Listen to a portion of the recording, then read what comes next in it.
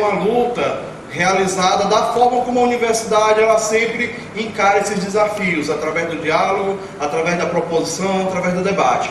E é por isso que a gente veio até aqui hoje, né? Aí convidamos a professora Jenny, que é do IFCE, professora de Sociologia, que assim como nós, o IF é uma instituição que também traz o ensino superior aqui para o Crateús e que também está sendo afetada, né? Então a gente está trazendo ela aqui para a mesa, por gentileza, professora. E estamos trazendo também o professor André, né? Pela Dulce, que é nosso parceiro aqui no movimento, para que a gente possa fazer essa conversa, fazer esse bate-papo, né? E aí, após aqui a fala, né, dos camaradas, a gente vai abrir também para as dúvidas, para a conversa, para fazer com que esse debate ele possa ser o mais interativo possível, né? Então, para situar todo mundo, pessoal, hoje a gente tem um governo que ele é inimigo da educação superior. Não vamos aqui nos enganar achando que é picuinha de quem é do movimento sindical, ou de quem é de esquerda, ou como eles gostam de dizer, dos comunistas. Não, esse governo é inimigo da educação. Inimigo da educação em todos os níveis. Superior, médio, fundamental. Por quê? Porque não é interessante para ele esse exercício de questionar, esse exercício de pensar. E é por isso que nós estamos aqui hoje para conversar sobre esse programa que ele apresenta para nós como sendo o futuro da universidade, e a gente sabe que não tem nada de futuro para a gente, né? A universidade brasileira, pessoal, ela é uma universidade que se formou tardiamente. Enquanto nossos vizinhos na América Latina já tinham universidades ainda no período colonial, nossas universidades elas vêm surgir apenas no século XIX. E isso de forma muito tímida, como faculdades isoladas e tal, direito em Pernambuco, medicina no Rio de Janeiro. E as coisas foram assim até meados dos anos 30, quando começaram a surgir essas universidades. Universidades que surgiam para as elites. Universidades que surgiam não para a massa do povo brasileiro que continuava inculta, que continuava no analfabetismo. E apenas no século XXI, vejam só, é que existe um movimento de reparação, vamos dizer assim. Ou seja, as universidades que se concentravam no centro-sul do país e nas capitais começam a chegar no interior, começam a chegar no sertão, começa a vir aqui no Ceará, lá para Juazeiro, no Cariri, começa a vir aqui para o Crateús, começa a vir para Russas, enfim, começam a chegar apenas no século XXI. E no momento em que a gente precisa que essa expansão ela se consolide, no momento que a gente precisa que essa expansão ela se amplie, a gente recebe esse golpe. Por quê? Porque é uma proposta em que o governo ele simplesmente se desobriga do financiamento da educação superior, uma proposta em que o governo simplesmente repassa para a iniciativa privada todo o patrimônio da universidade e nos deixa a ver navios. Essa é a realidade. E vai fazer isso por meio de dois mecanismos muito simples. É uma estrutura, é muito simples essa estrutura dele de passar o patrimônio público para a iniciativa privada, porque ele cria dois mecanismos: as organizações sociais, que já existem na legislação desde o governo FHC, ou seja, desde o último governo neoliberal, abertamente neoliberal que tivemos, e essas organizações sociais, elas vão fazer o que? Elas vão vir para cá para gerir a universidade, para fazer a gestão da educação superior. E junto com essa organização social que vai assumir o papel que hoje é das reitorias, vai existir também fundos privados que vão negociar em bolsa o patrimônio da universidade. Engraçado que o governo ele fala que isso é autonomia financeira. Na verdade, é o fim da autonomia da universidade. Ele diz que isso é autonomia financeira. Na verdade, é o fim da universidade tal qual conhecemos. Porque se você olhar lá na proposta de projeto do Futuris, ele afirma o seguinte, que a única obrigação desse fundo é com a rentabilidade. Ou seja, não existe nenhuma obrigação com ensino, pesquisa e extensão. Você vai pegar hoje uma experiência que nós reconhecemos como positiva e que precisa avançar mais, e vai regredir a um ponto em que nós, trabalhadores da educação, e vocês, estudantes, e os professores, vão acabar sendo lançados fora dessa universidade para atender aos interesses e desejos do mercado. Por quê? Porque o espírito desse governo, o espírito do Futuris, é o espírito do neoliberalismo. É o espírito do individualismo exacerbado. É o espírito em que você pega a precarização do trabalho e chama de empreendedorismo. Ou seja, é um monte de gente achando que está melhorando de vida, quando na verdade está se submetendo a jornadas de trabalhos estressantes e extenuantes em troca de algumas migalhas. E é esse o panorama que ele quer trazer para dentro da universidade. Que professores, técnicos e estudantes, eles possam fazer, como está escrito no próprio programa, o Futurice. Ou seja, a proposta não é para o coletivo, como nós temos feito até hoje nas universidades. A proposta é para o indivíduo. Você se construir. É aquela velha história que a gente está ouvindo muito por aí nas palestras de coach. É o self-made man, o homem que faz a si mesmo. E não é isso que a gente aprende nessas universidades. Aqui na UFC, lá na UFCA do Caribe, onde eu venho, enfim, em todas as universidades federais do Brasil e nos IEFs, a gente aprende que a construção do conhecimento é algo coletivo e que é através dessa coletividade é que nós vamos alcançar modificações e mudanças na estrutura da sociedade brasileira, né? Mas é o espírito dos tempos. A gente está numa distopia onde as pessoas dizem que o que é ruim é bom.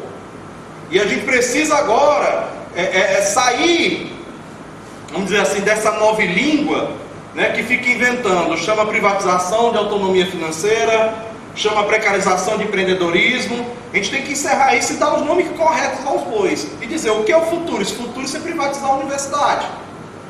O futuro é fazer com que tudo isso aqui que vocês estão vendo e que foi construído através de muito esforço de todos nós que aqui estamos, lançar isso aí nas mãos da iniciativa privada e a gente perder tudo, ficar a ver navios. Por quê? Como eu já falei antes, não tem obrigação nenhuma, nem do fundo nem da OES, com a missão da universidade. E quando a gente fala missão, é essa missão que ela tem de chegar aqui no interior e dialogar com o sertão, dialogar com o sertanejo e mostrar as opções que existem para que o conhecimento ele possa ser produzido, não um conhecimento imposto, vindo de fora para dentro, mas um que seja construído a partir daqui, da nossa região e da nossa realidade. Ele não diz onde é que vão ficar as atividades de extensão, ele não diz como é que vai ser feita as atividades de pesquisa. O apelo que eles fizeram é um só: olha, professor, você vai enriquecer. E aos demais? Né? E quanto aos estudantes e quanto aos técnicos? Só existem professores dentro das universidades? Eu falava mais cedo com meus camaradas técnicos aqui do campus e dizia para eles: a universidade sem estudante não é universidade. Sem o técnico não é universidade. Ela só é o que é porque tem aqui estudantes, professores e técnicos administrativos, todos eles buscando fazer com que o ensino, a pesquisa e a extensão elas possam trazer resultados para a sociedade e não para o mercado. Esse é o motivo de nós estarmos aqui, esse é o motivo de nós nos colocarmos contra o Futuris. E para que a gente possa ouvir um pouco mais do Futuris, eu quero abrir um espaço aqui para que os nossos convidados eles também possam falar e que a gente possa sair daqui com a construção do conhecimento coletivo. E um conhecimento coletivo que mostre para a gente qual é a superação do Futuris. Porque nós temos que sair daqui com estratégias para ir além. Não é só dizer não, e sim propor, porque a nossa universidade ela tem condições de sair daqui hoje muito mais fortalecida, muito mais forte do que ela é atualmente. Obrigado a todos. Eu vou passar a palavra agora para a Jenny, a nossa convidada aqui do IEF. Bom, boa noite, gente. Tem alguns pontos sobre o Futuris que eles precisam ser primeiro contextualizados, né? Porque o Futuris surge num cenário político muito característico, né? Muito específico. Um cenário político que ele vem se construindo, não a partir de agora, mas que ele se constrói há alguns anos no nosso país. E, unindo-se a isso, um projeto de desestruturar a universidade e, sobretudo, a educação pública. Né? Darcy Ribeiro mesmo já dizia, né? Não é uma crise da educação, é um projeto de destruição da educação, sobretudo da educação pública. certo? E aí, dentro dessa perspectiva, a gente tem que fazer retornar um pouquinho para compreender o contexto de quando surge e de por que, né, surge o Futurice e de por que a gente tem que realmente sair daqui como frente de embate a esse programa. Tá? E aí a gente tem que começar de onde? Da Emenda Constitucional 95. Todo mundo aqui sabe o que foi a Emenda Constitucional 95? Vocês aqui? Alguns não sabem. Pronto. A Emenda Constitucional 95 é mais conhecida aí, quando eu falar, talvez vocês, como teto dos gastos. Teto dos gastos todo mundo não, quem sabe. Pronto. O teto dos gastos, que diziam que não ia atingir a saúde e a educação, atingiu em cheio a saúde e a educação. Tá? Então a gente vem sendo precarizado, a gente vem sofrendo cortes, desde a instauração, desde antes, mas a instauração do teto dos gastos ela foi extremamente importante para que a gente começasse a passar por diversos cortes mesmo na educação. Tá? E aí a gente já vem precarizando a educação há muito tempo. O corte que teve agora foi na rubrica de custeio, mas na rubrica de capital a gente já vem fazendo cortes desde o começo da Emenda Constitucional 95. Certo? Dentro disso, a gente tem outra questão que surge com a Emenda Constitucional 95, mas que se fortalece de acordo com que esses governos liberais, ultraliberais, eu dizia nem neoliberais, ultraliberais, vão se consolidando, que é o desmonte do Programa Nacional de Educação também. Na verdade, é não seguir o programa, né, nacional de educação, o Plano Nacional de Educação, corrigindo. Tá? O Plano Nacional de Educação está com um número de 10 anos para ser seguido. Esse governo, desde o governo Temer, a gente vem praticamente colocando de lado o Plano Nacional de Educação. E aí significa colocar de lado e, sobretudo, precarizar também a formação de professores. E quando eu falo de formação de professores, gente, eu não estou falando só de capacitação de servidores professores de universidades públicas, não. Eu estou falando de formação de professores de, por exemplo, programas como o PIBID. Eu falo PIBID, todo mundo levantou a cabeça, né? Então, programas como o PIBID. O desmonte do PIBID, ele tem um objetivo. Atacar a formação dos professores é também uma forma de introduzir a competitividade, a individualização necessária para um enfraquecimento da classe. Certo? Esse enfraquecimento, ele é necessário também para que os professores se atomizem. Se atomizem de que forma? Se isolem. E aí cria um mal-estar entre técnicos administrativos e professores, que são servidores da universidade. São duas carreiras diferentes, para vocês que conhecem, mas não sabem bem como é que funciona. Tá? Esse mal-estar é criado propositalmente. Muito embora a gente também tenha nossos mal-estares dentro das nossas próprias reivindicações. Certo? Unindo-se a isso, unindo-se à quebra dos programas de formação de professores, ao enfraquecimento das licenciaturas, né, a ênfase nas engenharias. Eu sei que aqui tem muitas engenharias e é importantíssimo, mas a quebra das licenciaturas, ela diz muito também do que esse governo vem trazendo para a gente, do que esses governos vêm trazendo para a gente. A gente tem os cortes, chamados de contingenciamento várias vezes, né, os cortes na educação. A gente tem os cortes nas agências de fomento de pesquisa, CNPq, CAPES. No caso, o que é que está acontecendo agora? Já houve cortes CNPq e CAPES? Já. Normalmente os cortes acontecem para as próximas bolsas que são, né, para serem oferecidas, ofertadas. O que foi que aconteceu agora? Até quem está recebendo bolsa, que está no início ou na metade do curso, foi cortado. E não existe previsão, né, de oferecimento de bolsas para o restante de 2019. Isso quer dizer o quê? Isso quer dizer não que a pesquisa vai acabar, tá? Isso quer dizer que a pesquisa ela vai sair de novo das mãos da classe média e dos pobres que conseguiram acessar essas pesquisas a partir dessas agências de fomento e vão voltar para uma elite interessada, inclusive, na privatização do ensino e das universidades, sobretudo porque das universidades que saem o grande montante de produção de pesquisa. Não necessariamente o grande montão de pesquisa e desenvolvimento que ele coloca no programa Futuro, que daqui a pouco a gente vai falar, que é outra questão. Tá? E aí, a meu ver, os principais pontos que são mais preocupantes, o Futuro é todo preocupante. Ele é cheio de inconsistências, é cheio de questões inconstitucionais, inclusive. E outra coisa, cheio de obscurantismos, como muitos outros projetos desse governo. Em muitas partes do projeto, se vocês forem ler, não dá para entender como é que vão ser organizadas ou como é que as ações vão ser levadas à frente. Tá? Como, por exemplo, a questão do fundo, desse fundo privado. Ninguém sabe quem vai gerenciar esse fundo.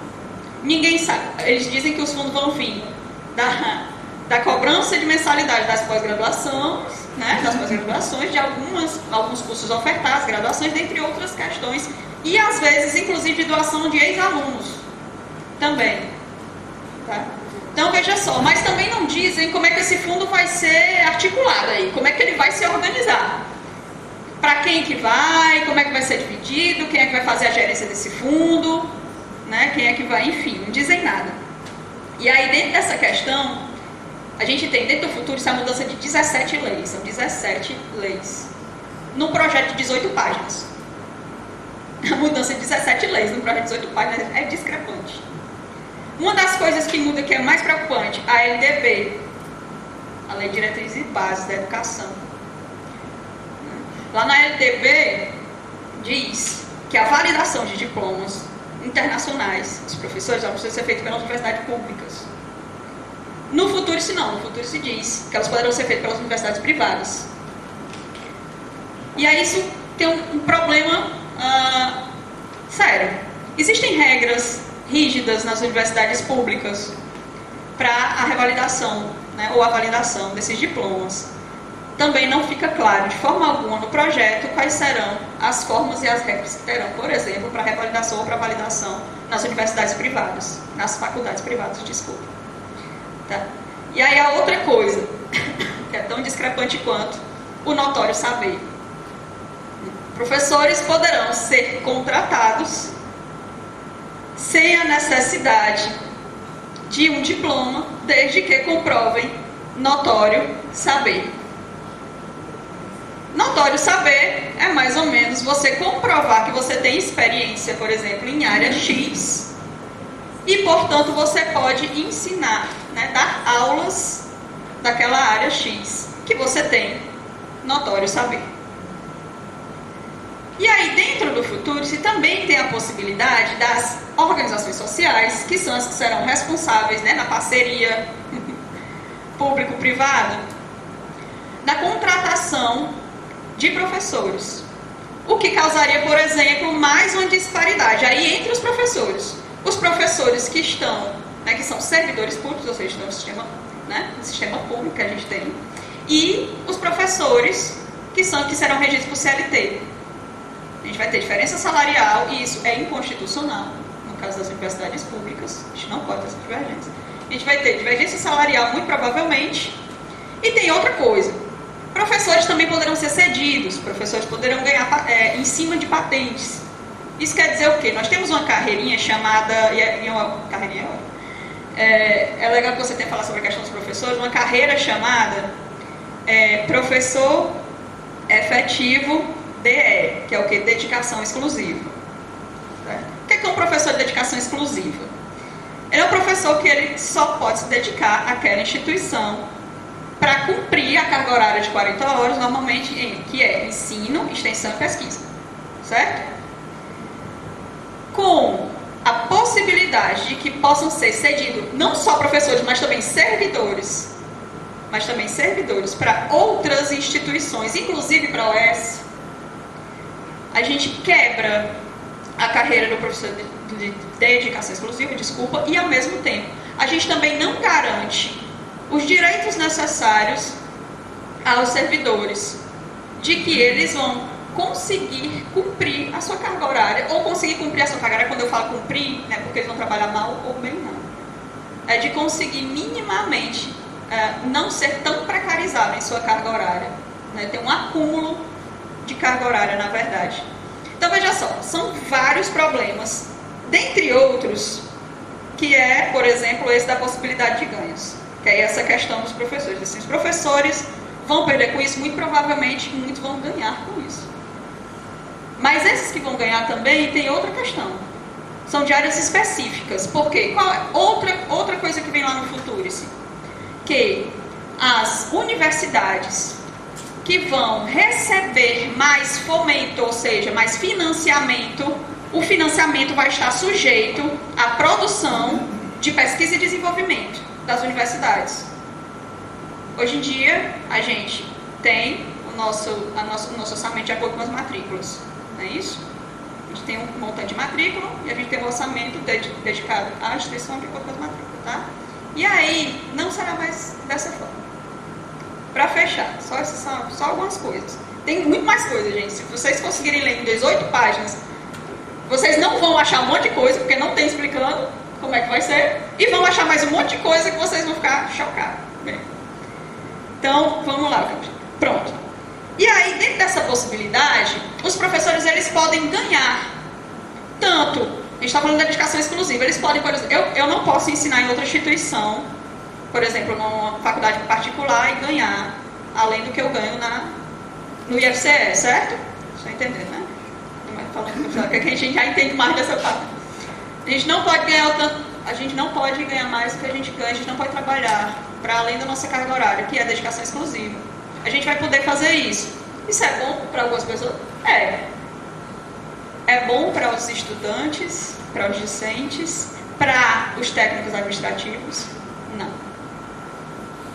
Então, veja só. Sobretudo, fechando mesmo, o Futurice é a individualização e, sem dúvida nenhuma, a privatização completa do ensino. É colocar nas mãos das organizações sociais, inclusive o patrimônio das universidades. Porque também está previsto lá que a gente pode doar, né? As universidades podem doar, não é ceder. Quando você cede, você tem previsão de retorno daquele patrimônio. Quando você doa, não. Podem doar um prédio, e aí é isso, para o fim que inclusive a OS é que pode escolher qual seja.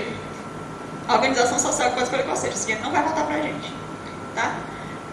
Só até aqui são algumas coisinhas que eu consegui colocar até agora. A gente precisa conversar muito mais, e aí eu vou me estender mais do que isso, tá bom? Mas, por enquanto é só isso, para vocês terem uma ideia da discrepância do futuro. E se daí, por que a gente tem que ter cuidado com esse projeto? Por que a gente tem que ter cuidado de só dizer assim, não, vamos analisar, mas vamos analisar aqui de boas? Não, vamos analisar desconfiando mesmo. Porque esse projeto ele vem de muito tempo. Com outros nomes. Agora é Futurice. Faturice.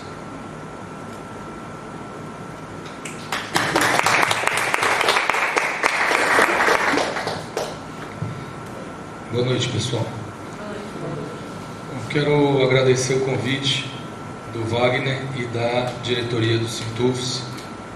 Acho que é uma iniciativa muito importante. E dizer também da minha satisfação de estar aqui com vocês e com a professora Jenny, que também deu uma contribuição que vai me ajudar também, né? Tanto o Wagner quanto a Jenny já introduziram o assunto. E eu sou professor do curso de Economia, então vou puxar um pouco para essa questão, né? Não se assustem, tá? Porque Economia só é difícil quando se quer fazer disso uma coisa difícil. Economia é a produção da nossa vida, das nossas necessidades, né? Então não tem por que transformar a economia num mistério, certo? E é preciso discutir a economia, porque senão a gente não entende, né, essa situação que a universidade se encontra. Tem a ver com o financiamento dela, né? E, enfim, acho que uma primeira coisa, antes de falar mais especificamente do Futurice, é pensar qual é o período em que nós vivemos em termos econômicos, né? E aí, o que a gente pode dizer é que a economia hoje ela tem um centro nervoso, né, que é a produção de ciência e tecnologia, certo? esse centro nervoso, na época da Revolução Industrial, era aquela grande indústria, né, cheia de máquinas, que produzia tecido, né, na Inglaterra, lá no século XVIII, XIX. Posteriormente, se passou a produzir automóvel, se passou a produzir avião, se passou a produzir computador, né? E no momento atual, o centro desse sistema, o coração do sistema, é a produção de ciência e tecnologia. Nada funciona que não envolva inovação, né? Todo o processo de inserção no mercado, a possibilidade de produzir, está ligado a isso, né? Também do nosso lado, não apenas do lado dos capitalistas, digamos assim, mas do lado da economia popular também. Porque não à toa a gente pesquisa sobre agroecologia, a gente pesquisa sobre tecnologias sociais, né? São tecnologias, é ciência, é inovação, mas uma inovação que está a nosso serviço. E a universidade tem cumprido um papel importante também nesse âmbito, né? A gente falou aqui das engenharias. Outro dia eu convidei um professor da engenharia para falar, inclusive no Movimento Sem Terra, sobre biodigestores rurais, né? E sobre energia solar, energia eólica, né? Formas alternativas de produção de energia, e que são também extremamente importantes para a agricultura familiar, né? E para a economia solidária e para os segmentos econômicos populares, certo? Enfim, essa situação ela define duas perspectivas. Primeiro, a gente não tem como se desenvolver, e aí eu estou falando de um desenvolvimento, não de um desenvolvimento alheio aos nossos interesses, mas estou falando de desenvolvimento enquanto a construção de um modelo de economia e de sociedade voltada para a satisfação dos nossos interesses mesmo, né? E não vejo nas condições atuais a possibilidade da gente se desenvolver sem ciência e tecnologia, portanto sem a universidade, e particularmente sem a universidade pública, que é o que nos interessa mais diretamente, né? Que é a possibilidade que nós temos, enquanto trabalhadores e trabalhadoras, de acessar essas inovações, né? E produzir inovações que de fato correspondam às nossas necessidades. Esse é o primeiro elemento. O outro elemento é que a universidade se tornou muito mais interessante para o grande capital. E aí a gente está sofrendo as consequências disso, justamente a tentativa do grande capital, das grandes empresas, do sistema financeiro, né? Que desde o início do século XX, que o setor produtivo já se juntou com o setor bancário, digamos, né? No chamado sistema financeiro, né? E o Futurice, ele é uma proposta que já está aí há algum tempo, é verdade, né? Só que ele vem numa feição muito mais extremada, como é a cara desse governo, né? A gente já tinha passado pela construção, pela criação de fundações que já vinham fazendo esse trabalho de ampliar a relação com a iniciativa privada e de buscar financiamento para além do setor público, né? Se tinha proposta aí de cobrar mensalidade, que foi barrada, inclusive, em princípio, pelo menos. A gente sabe que eles sempre tentam retornar com essas propostas, mas recentemente essa proposta foi barrada no Congresso Nacional. Mas hoje o Futurice, ele vem com uma perspectiva muito mais radical em termos da entrega do patrimônio público. Não dá nem para chamar de venda, é uma entrega gratuita do patrimônio público, certo? E por que eu estou falando isso, né? E aí eu queria colocar aqui alguns elementos sobre o Futurice, né? O que é de fato o Futurice, não apenas a minha análise, mas o que a proposta, né, de lei ela traz. Primeiro, o Futurice é um contrato de gestão, como já foi falado aqui, né? Então, parte-se do pressuposto de que a universidade não tem uma capacidade de gerir os seus recursos, né?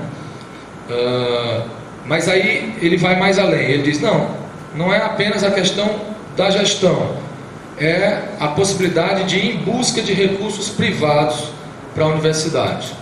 A universidade já vem construindo essa trajetória, é bom que a gente perceba isso também, né? As fundações de apoio, elas estão aí e vêm ao longo do tempo, né, ampliando essa relação, como já falei, com a iniciativa privada. O Futurice, então, estabelece uma comissão gestora. E aí, nesse aspecto, ele retira dos conselhos superiores da universidade totalmente a autonomia, né? A autonomia de dizer para onde vão os recursos. E, obviamente, alguns setores que são de interesse das grandes empresas, e aí eu não diria nem a engenharia toda, porque, como eu falei para vocês agora há pouco, convidei um professor da engenharia para dar um curso de formação para os agricultores familiares, né? E certamente esse tipo de professor, de engenheiro, não vai ter financiamento por parte do Futurice, né? Porque é de fato a tentativa, dentro desse contexto que eu me referi, né, de maior interesse pela produção científica e tecnológica, esse que é hoje o coração do sistema. A grande disputa hoje se dá em torno disso, das patentes, ou a briga dos Estados Unidos com a China não é em função da questão da pirataria que eles dizem, né? Porque a China está copiando as tecnologias, enfim, né? E os Estados Unidos estão entrando em guerra, né, em função, claro, né, de proteger os seus interesses em última instância, obviamente. Mas a disputa se dá em torno disso, né? Então a tentativa aí de concentrar cada vez mais a produção de conhecimento em favor de quem já detém a maior parte da riqueza, certo? E que a gente vive uma situação inclusive de agravamento no mundo inteiro. O nosso país já é um recordista de desigualdade, né? E aí esse período mais recente de desenvolvimento do capitalismo, né, onde se desenvolveu o chamado neoliberalismo, ele aprofundou as desigualdades. Há quem diga inclusive que as crises econômicas e a dificuldade que a gente está tendo hoje de superar a crise é em função da extrema desigualdade a que a gente chegou. Porque o que a desigualdade faz? Ele aumenta a capacidade de produção daquelas empresas que concentram a riqueza e retiram a capacidade de consumo da população. Então você produz muito e não consegue vender, você tem crise, certo? E aí, ao invés da gente ir numa direção para superar essa situação de dificuldade, de crise que nós temos sofrido, a gente ir na direção de desconcentrar a riqueza, que é o que a gente deveria estar promovendo, a gente vem com uma proposta que visa exatamente retirar a possibilidade de emancipação dos segmentos populares, né? E de diminuir, portanto, essa discrepância de acesso à riqueza, né? Porque a universidade, ela tem se mostrado, sobretudo a partir dos anos 2000, uma possibilidade, né, que a gente espera que se consolide, uma possibilidade de emancipação para os trabalhadores. E ao invés disso, o que a gente tem é uma tentativa de controlar completamente, sem nenhum tipo de mediação, inclusive negando a história dos próprios países capitalistas desenvolvidos, que em alguma medida tiveram, né, para ter um desenvolvimento menos caótico, né, tiveram que fazer algum tipo de mediação com os trabalhadores, criaram leis trabalhistas, criaram um estado de bem-estar social. Não é mais essa a realidade, né? A realidade do mundo. O mundo está num processo de retroceder em relação a essas mediações que foram feitas. E aí o que se coloca é uma tentativa aberta de, pela força, impor interesses desses que acumularam, né, a riqueza até aqui, certo? Então, Mesmo em termos de capitalismo, o período que nós vivemos hoje é um período extremado. Por isso é que a gente está sendo governado por governantes extremistas, né? São extremistas. O Trump é um extremista, o Bolsonaro é um extremista, certo? Inclusive em termos do desenvolvimento do capitalismo, que em outros momentos fez muito mais mediações do que o que está se propondo a fazer hoje, certo? Enfim, para detalhar um pouco a realidade do futuro, além dessa comissão que vai por cima dos conselhos de administração da universidade definir para onde vão os recursos, né?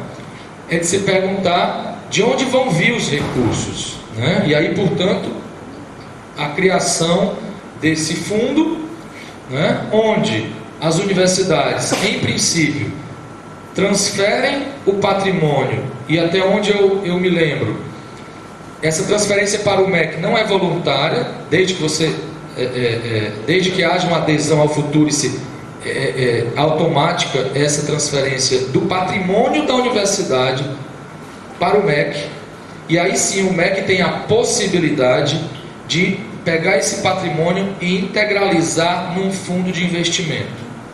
Integralizar para quê? Para que esse fundo possa pegar o patrimônio e dar como garantia na obtenção de empréstimos, como numa hipoteca, por exemplo. Hipoteca, como as hipotecas que faliram em 2008, né? Aliás, fundos de investimento e de pensão, mais de 200 faliram nos Estados Unidos e deixaram os aposentados a ver navios.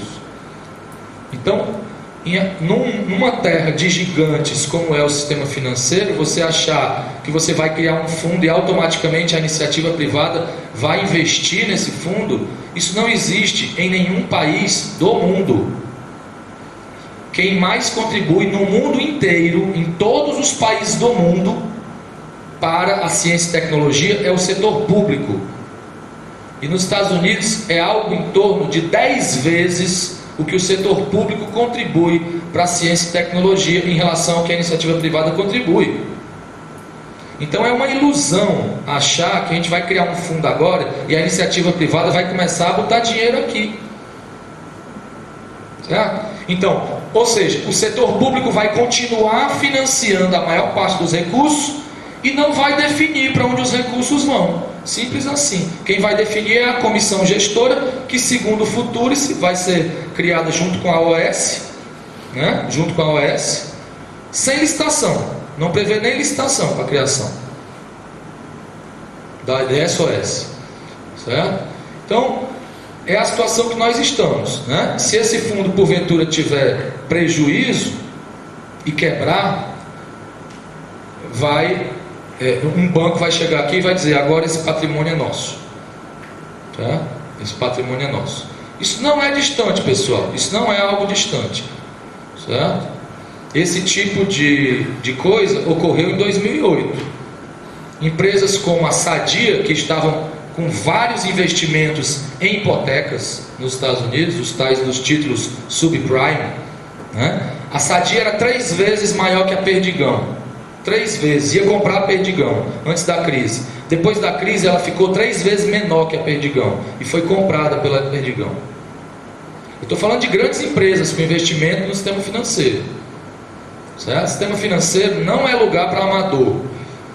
Sistema financeiro é uma terra de gigantes que funciona a partir de informação privilegiada. Esses fundos, eles têm funcionários trabalhando em todos os governos do mundo. Leiam o livro, não acreditem no que eu estou dizendo não. Peguem o livro de um dos maiores investidores do mundo, que se chama Jorge Soros. É o patrão do Armínio Fraga, que foi presidente do Banco Central Brasileiro. É o patrão dele, certo? O Jorge Soros escreveu um livro chamado A Crise do Capital, em 1997. Ele se referiu a uma crise da Ásia, que ocorreu em 1996. E ele disse o seguinte: nós sabíamos dessa crise com 6 meses de antecedência. 6 meses antes eles já sabiam da crise. E eles ganharam muito dinheiro com a crise, porque eles assumiram posições especulativas, obviamente, desencadearam o processo de estouro da bolha especulativa. Eles desencadearam, meia dúzia de fundos que juntos têm muito mais recursos do que os bancos centrais do mundo, e investiram para quebrar os países, como o Brasil também quebrou em 99. Também houve uma crise dessa natureza no Brasil. Aliás, segunda metade da década de 90, para quem se lembra, teve crise da Argentina, crise da Rússia, crise da Ásia, crise do Brasil, todas bolhas especulativas. Foram movimentos especulativos organizados por meia dúzia de especuladores e que mexeram com o sistema financeiro. Então a gente acha que a gente vai ter sucesso em colocar o patrimônio da universidade para disputar recursos no sistema financeiro, certo? Basta que a gente conheça minimamente. Obviamente que a grande mídia não tem interesse de ensinar como funciona o sistema financeiro, e diz que é algo complicado e que ninguém consegue entender, mas não tem nada de complicado, certo? Não tem nada de complicado, né? Da mesma forma que eles ensinam a regra de um jogo que eles querem massificar, eles poderiam ensinar as regras do jogo do sistema financeiro. Não ensina porque tem muito interesse envolvido nisso, certo?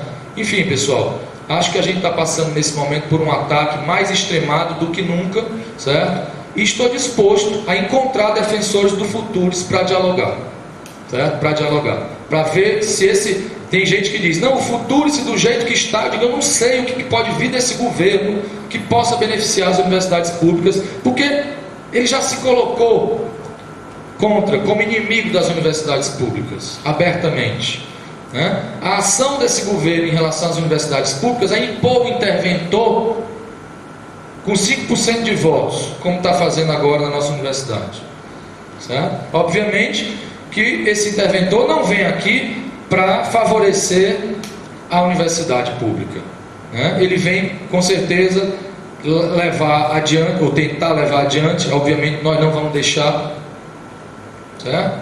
Essa proposta de entrega gratuita do patrimônio da universidade. É vergonhosa essa proposta, é vergonhosa. Se a gente parar para ler a proposta, é vergonhosa. Eu ainda não encontrei ninguém para defendê-la. A questão agora é séria, porque não é só a cobrança de uma taxa ou outra que está em questão, né? Acho que é a universidade pública como um todo, a possibilidade de que a gente perca de uma vez por todas a universidade pública, certo? E está lá no futuro essa possibilidade, nos artigos, isso não é discurso, certo? Então, claro, olha, do ponto de vista dos estudantes e da assistência, isso não dá lucro, certo? Vai ser substituído pelo McDonald's, tá? O restaurante universitário. E fique contente com isso, né?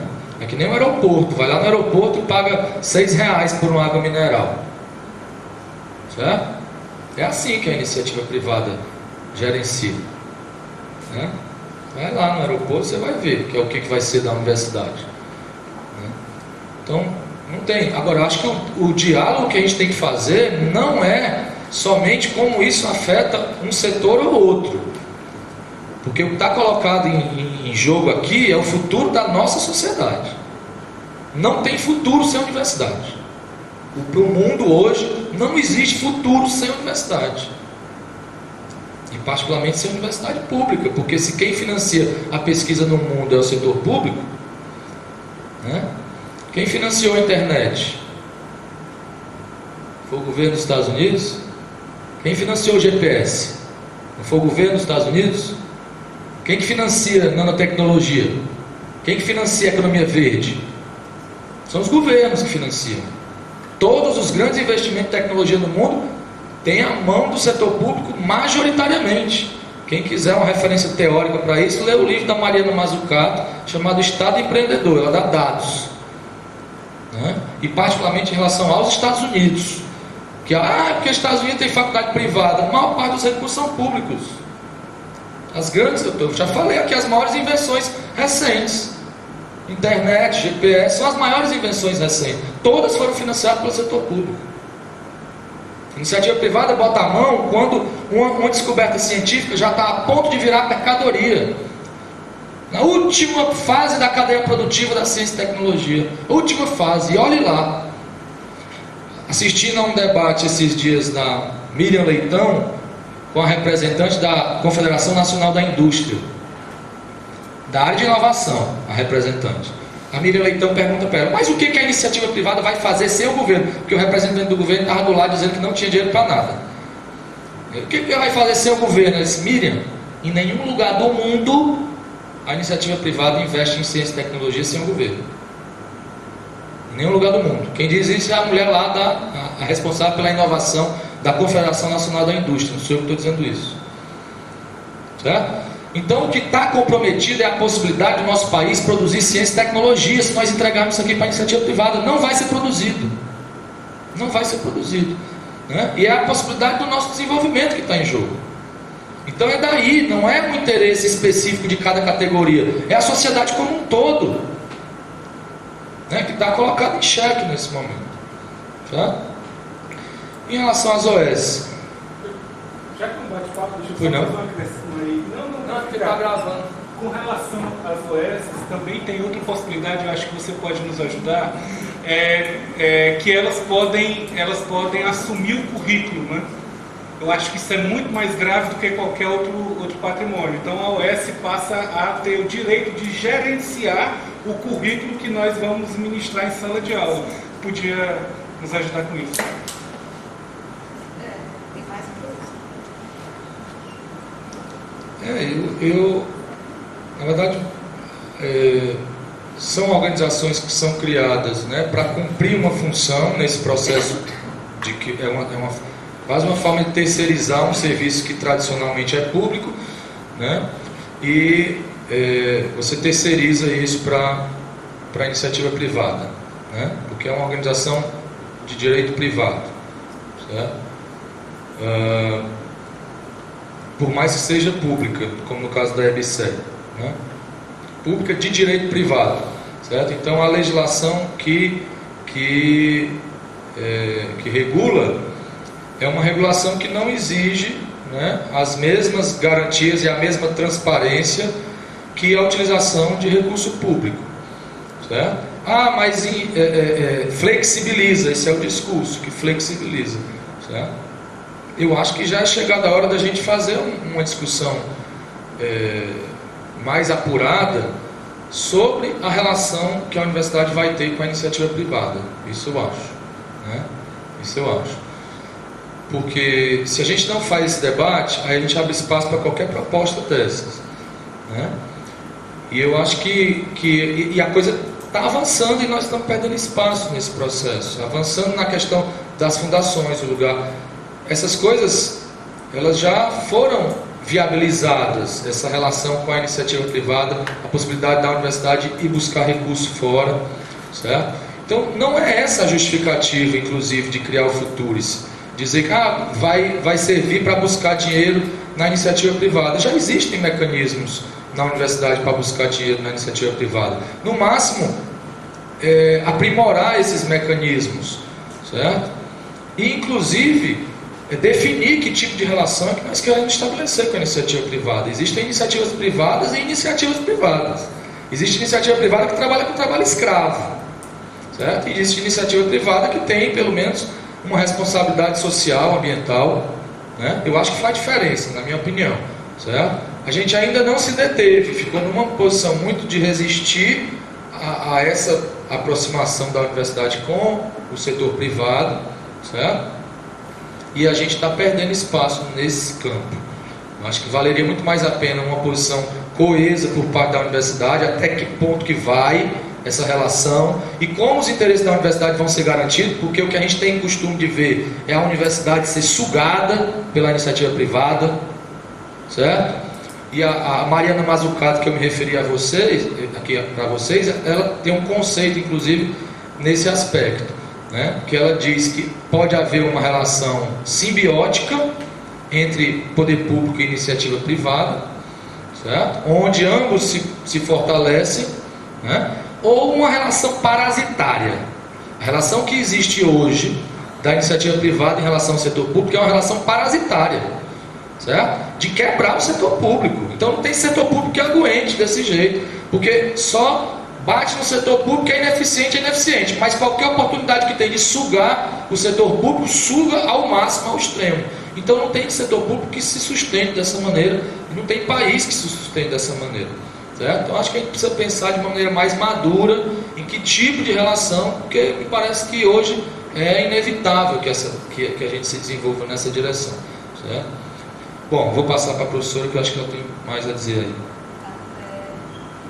Sobre a pergunta de como isso impacta, né, os discentes, os estudantes, os que já estão, né, e os que estão para acessar a universidade. Eu achei que também já na questão do currículo. Bom, tem uma das partes, né, do Futurice que indica que os cursos eles serão direcionados a partir da demanda do mercado. Então, o mercado é que vai dizer quais são os cursos que são mais interessantes de serem ofertados na universidade, por exemplo. Isso infere o quê? Que alguns cursos vão receber bem menos subsídio se não deixar de existir. Se não deixar de existir. Isso é uma das primeiras coisas que impacta. Então, um dos princípios da universidade, né, de você ter o acesso ao saber irrestrito, né, universalizado, já foi embora, tá? E aí a questão dos acessos pelo SISU, das pessoas que estão no ensino médio, que estão para acessar ainda o ensino superior, a gente tem várias questões aí, né? Uma que já está se colocando agora, que é o programa de escola cívico-militar. O que é que se propõe o cívico-militar? Ele já propõe uma mudança no ensino básico, né, galera, antes de entrar, né, no ensino superior. Inclusive prevê que militares da reserva sejam contratados para parte da administração das escolas municipais e estaduais. Administração. Militares da reserva. Hoje em dia eles não podem fazer esse tipo eles não podem ocupar esse tipo de cargo, eles só podem ocupar cargo de confiança. Eles vão receber uma gratificação para ocupar esses cargos, além disso. Certo? Então veja só, essa metodologia de trabalhar minando o setor público, ela já está acontecendo desde o ensino básico. O aparelhamento militar, militarizado, a verdade é essa, já está acontecendo desde o ensino básico. E esse aparelhamento militar completamente conectado aos interesses do mercado financeiro. Tá? Completamente. Veja só, houve uma escolha do capitalismo. O capitalismo ele não escolheu a democracia. O capitalismo ele não está interessado. Nesse momento, o capitalismo não escolheu a democracia. Fez uma escolha. A democracia não me interessa. O que me interessa é a acumulação do capital. Então, veja só, existe uma escolha feita. Não me interessa que os governos que estão aí sejam autoritários. Contanto que eles me sirvam. Certo? Existe essa questão. Então,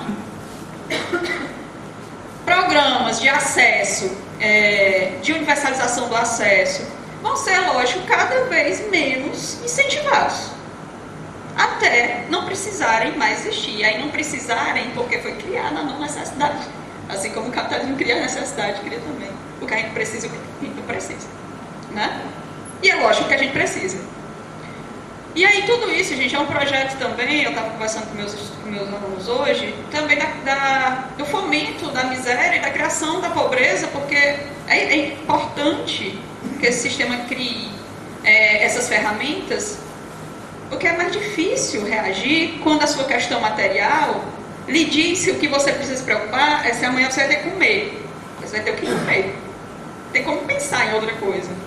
Isso é importante chegar nesse ponto, porque hoje eu falei com diversos alunos meus e pedi para eles perguntarem para o pai deles como é que era, mais ou menos lá em 64, 85.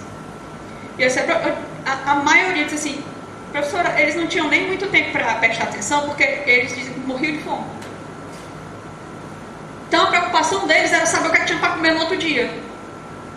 Então veja, isso é um projeto sério. A gente tem que parar de falar e de reproduzir coisas do tipo, esse governo é burro, esse governo sabe o que está fazendo. A figura do presidente é a figura do paspalhão necessária. Tá? Agora, eles sabem o que estão fazendo. O mercado financeiro está lá, ditando as regras tudinho. A verdade é essa. Tá? Então, o acesso a partir da universalização, ela não condiz com o Futurice. O Futurice não está interessado em universalização. Ele está interessado em direcionar o ensino e direcionar o ensino todo para o mercado, para o lucro, entende? Não existe essa indissociabilidade que a gente tem na universidade de pesquisa, extensão e ensino. Ele também não está interessado. É isso que eu estou falando para vocês. Hoje em dia a gente recebe orçamento a partir das matrículas. Se concretiza o que o Futuris tem lá no projeto, não vai ser mais a partir das matrículas, vai ser a partir da universidade que, de acordo com a análise da OS, porque é a OS que vai ser responsável, aí entra nessa outra questão que eu estava perguntando, inclusive pela nossa, tanto pela gestão financeira, mas também como pela gestão dos nossos currículos, e pode interferir nos nossos planos de ação, né, ou nos nossos PPCs, ou seja, um projeto pedagógico. A OS tem lá, auxiliar na construção. A gente entende depois que a gente vai ver quais são os direcionamentos da OS. O que o auxiliar na construção, depois que ele diz que as matrículas e que o financiamento das universidades vai ser ligado à produção daquela universidade, se ela está está de acordo com a demanda do mercado, certo? As matrículas vão ser ligadas a isso, a essa produção da universidade, não mais as matrículas não, desculpa, o financiamento, não mais as matrículas que a gente tem. A universalização, ela prevê isso. A gente precisa abrir a universidade para que vocês estejam aqui, certo? Para o Futuris, não. Para o Futuris, a universidade só há interesse que exista e que continue se for para fomentar o mercado. Ponto. A função da universidade não é só fomentar o mercado, muito menos da forma que ele se coloca agora, certo? Então, aí a questão da interferência no currículo está muito claro nesse sentido. Lá tem um artigo bem claro sobre isso, que elas participarão da construção dos planos político-pedagógicos das universidades. Ou seja, elas vão dizer, por exemplo, que eu faço até umas críticas lá no IF de vez em quando, diz assim, o menino no IF ele tem zootecnia, ele tem bubalocultura. É importante você saber? Mas tem búfalo em Crateús. E a maioria desses meninos vão trabalhar aqui mesmo. Entendeu? É dizer, sabe o quê? É abrir um curso de química, que a gente fez, a UES também fez isso, de acordo com a chegada da indústria aqui. E aí a indústria fez o quê? Faliu. E saiu. Aí esses estudantes ficaram perdidos. A verdade é essa. Buscando construir agora sua identificação com o seu próprio curso, com a sua área de atuação e com a sua vida. Entende? Então, se a universidade, por exemplo, ele falou da questão da universidade quebrar, né? Se esses fundos quebram, a universidade quebra. Certo? Se essas empresas quebram, as universidades quebram. Se esses cursos não são necessários, eles não vão existir, não vão ser ofertados. Isso não tem, isso. Lá no futuro você pode ler direitinho esses artigos lá, inclusive a interferência das OS. Então, as auditorias, as OS serão responsáveis pelas auditorias nas universidades e nos IFs como um todo. Externa e interna. Serão responsáveis pela publicação de como o orçamento da universidade está sendo destinado para cada coisinha. Elas serão responsáveis pela publicação desses dados das universidades. Já no caso delas, aí essa coisa que você falou aqui. Pronto, a prestação de conta simplificada. Para as OS, a prestação de conta simplificada. Para as universidades, a prestação de conta detalhada. Então, veja só, são muitas coisas que a gente precisa ler. A gente precisa se apropriar, isso é importante, gente. Eu sei que é chato, mas leiam, cheguem e leiam o projeto. Ele é simples. Ele é um projeto simples, mesmo. Você consegue entender cada linha dele. Ele ainda prevê a remuneração dos conselheiros do Conselho Administrativo. Que é uma coisa que a gente tem da OS, exatamente. Que hoje é proibido por lei. Então tem várias questões que que dentro do projeto você pode, inclusive, não entendeu, busca na internet, é facinho. E é isso, são 18 páginas, mesmo ler um artigo. Você consegue perceber todas as inconstâncias. Desculpa ter me estendido, mas é porque é muita coisa. Bem, pessoal, e aí para complementar, né, o que o André já colocou, que a gente já colocou, quando você lê o Futuris, você tem que entender uma coisa: para quem é a universidade? Para quem é a Universidade do Futuris? É para o trabalhador? De forma alguma. É para quem hoje está dentro dessa universidade, construindo essa universidade? Também não. O projeto Futuris, ele manda a universidade para o rentismo, para o mercado financeiro, para as grandes empresas. É para isso que ele se constitui. Então é necessário entender justamente isso. Olha, quando o governo tomou posse, o primeiro ministro da Educação que ele colocou, ele disse uma frase que hoje muita gente esquece. Diz que a universidade não é para todo mundo. A universidade é para uma elite intelectual. E quando você diz que a universidade é para uma elite intelectual, ele simplesmente coloca que a universidade, tal como a gente tem construído hoje, não é a que eles querem. E o Futuris é justamente isso.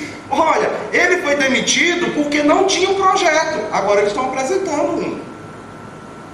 Se você acompanhou, você viu que o colombiano, ele foi demitido porque quando ele foi no Senado para ser sabatinado, ele não tinha projeto nenhum. E aí o pessoal ficou horrorizado. Ele não tem projeto. Aí eles agora foram lá e trouxeram um projeto. Costuraram um monte de coisa lá, do Chicago Boys, Milton Friedman, botaram tudo e jogaram para ser apreciado. E o projeto acabou nisso aí. Eles passaram a campanha toda dizendo que existia uma caixa preta no BNDES. E aí vão colocar as universidades na mão de uma caixa preta, porque a OS não tem como você saber qual o destino que tem o dinheiro que vai para lá dentro. Você quer saber disso? Conversa com um companheiro teu, um colega teu que trabalha com a saúde pública, municipal, estadual, que está todo na mão das OS, e que aí você vai saber o que é uma caixa preta de dinheiro que se some ali dentro, que não tem como você saber nem rastreado. É isso que eles querem para as universidades. Ou seja, a gente colocou, a universidade vai estar lá com tudo escriturado, até para onde é que foi aquele real ali que você deixou no RU. Mas a OS, o que ficar com ela, ninguém vai saber. Eles querem isso, gente. Eles querem simplesmente desmontar a universidade, e para isso eles ficam colocando interventor. E o interventor para quê? É para refazer a votação do Futuris. Não, ele já passou. Não, vamos aqui de novo. Agora a gente tem um reitor que vai estar do nosso lado, que vai colocar de novo. Um reitor, ele veio aqui em Crateús na campanha? Não, porque a campanha dele foi lá com o Bolsonaro, de joelho pedindo: olha, me indica que eu faço o que tu quer. E ele agora está aí para procurar fazer com que em cada campus, em cada direção acadêmica, surjam novos interventores, que ele vai lá e vai colocar à frente, para ter uma maioria no consumo e para reverter essa vitória que a gente teve. É por isso, pessoal, que a gente precisa olhar para além do Futuris. Porque não é só o Futuris que está nos ameaçando, é o governo que está nos ameaçando como um todo em acabar com as nossas universidades. Por quê? Podemos rejeitar o Futuris hoje, podemos rejeitá-lo amanhã, depois ele vai colocar um outro projeto e mais outro. Até quando? Até que ele vença ou até que nós o derrotemos. E isso só pode acontecer se a gente sair desse marasmo e começar a ver qual é a estratégia que a gente tem. A estratégia que a gente tem é ir para a rua, pessoal, é chamar essa sociedade que está aí e dizer para eles que nós precisamos defender a UFC em Crateús, a UFC em Russas, em Quixadá, em todos os lugares. Nós precisamos defender o IF, enfim, nós não podemos aceitar intervenção, nós não podemos aceitar que a universidade ela se perca, porque é isso que eles querem. E aí você vem com todas essas estratégias e aí você olha para esse projeto e vai lá na origem dele. Os reitores souberam desse projeto no dia que foram convidados. No dia que foram convidados, eles disseram: vem aqui em Brasília. Para quê? Não, tem um projeto aqui, um negócio bacana para você ver. Parece uma chamada para churrasco de final de semana. E aí eu conversei com a vice-reitora lá da nossa universidade, que foi quem foi lá, e ela disse: Wagner, era um coach. Eu disse: como assim, professor? Era um coach. O menino chegou lá: e aí, galera, tá, beleza? Botou um PowerPoint, apresentou o PowerPoint, e o pessoal em pé, porque eles não sabiam nem quantas pessoas viriam, então não tinha cadeira para todo mundo. O pessoal em pé assistindo a apresentação de coach, o ministro pulando, dançando, fazendo pirueta. E quando foi para explicar, como ele não sabia o que era, ele pediu para o assessor: vem aqui e explica. Sabe com que a vice-reitora da UFC saiu de lá, e não só ela, como todos os que estavam presentes, saiu desse dia da apresentação? Saiu com que ela bateu de foto. Porque um documento eles não entregaram para reitor nenhum. Um documento não foi entregue. Aí, só para nós aqui, sabe quem foi que recebeu a minuta? A primeira instituição a receber a minuta do Futuros? O G1 da Globo. O G1 da Globo. Os reitores tiveram que entrar na reportagem do G1 para tirar a minuta, para mostrar para a gente. Você acha que esse projeto é um projeto pensado como política pública da educação? Não, é um projeto para entregar. E aí, gente, a gente tem que fazer esse debate, né? Como a Amanda colocou, era para ter muito mais gente aqui. Não foi possível. Então a gente tem que sair daqui para ser repetidor disso. Conversar com nossos colegas professores, com os nossos colegas estudantes, com nossos colegas técnicos, e dizer: gente, vamos nos juntar e vamos para cima, porque a gente precisa lutar para defender a nossa universidade.